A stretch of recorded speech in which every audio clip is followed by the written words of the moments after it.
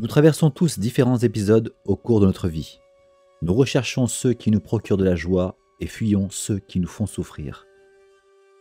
Pourtant, c'est dans les moments de souffrance que nous avons le plus de chances de nous éveiller à notre nature profonde.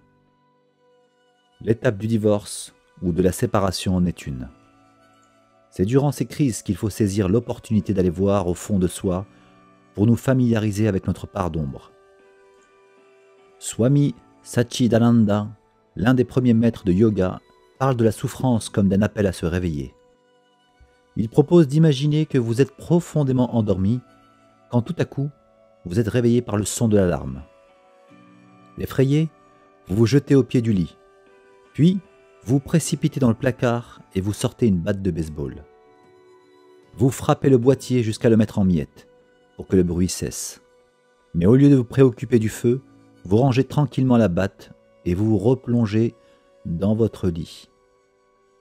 Et vous vous rendormez. La souffrance est une alarme qui nous indique que quelque chose a besoin d'être compris et réparé.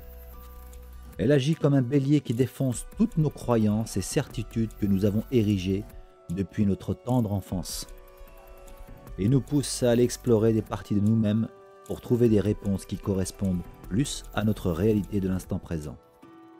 Nous avons peut-être cru que l'amour ne pouvait passer qu'à travers la relation à l'autre et que seul l'autre peut combler nos carences affectives.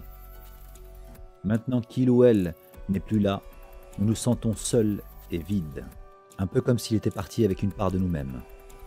Est-ce que l'autre a réellement un pouvoir sur notre capacité d'aimer ? Ou nous lui avons donné notre pouvoir d'aimer ? N'est-il pas temps de commencer à regarder la réalité en face ? Pouvoir quoi, me direz-vous ? Tout simplement que personne n'a le pouvoir de vous enlever quoi que ce soit, et encore moins votre capacité d'aimer. Vous, et vous seul, avez le pouvoir sur vous-même.